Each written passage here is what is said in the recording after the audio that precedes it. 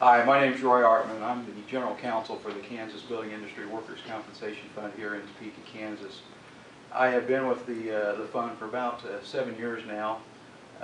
Before that, I practiced in private practice in Lawrence, Kansas, and in there is workers' compensation since 1995.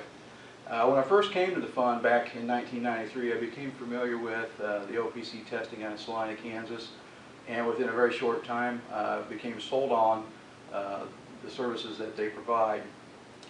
We here at the fund utilize the OPC testing on a weekly, if not daily basis in the handling of our claims.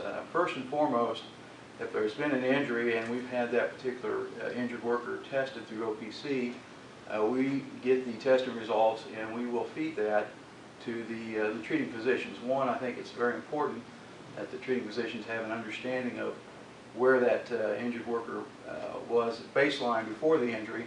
That way they don't spend countless hours and money in respect to rehabilitating someone to a standard that they weren't actually before prior to the injury. So we believe that reduces our long-term costs of physical therapy, rehabilitation to get that claimant back to the point where they were prior to the injury.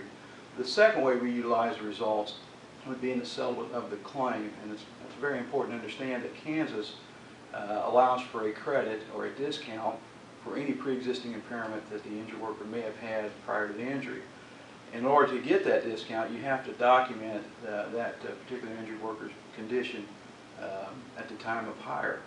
So we strongly encourage our member insureds to have all their workers tested.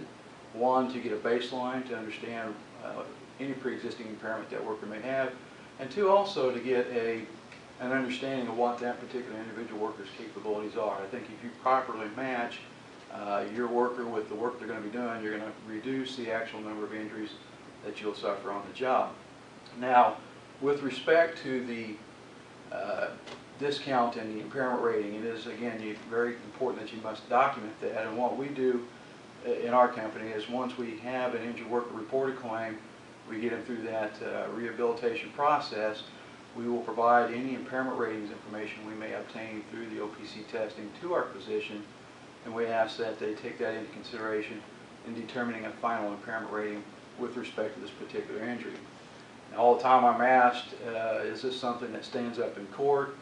Well, quite frankly, about 90% of our claims do not end up in court. It's that small, rare 10% that we actually litigate, and in that 10%, typically this is not the issue.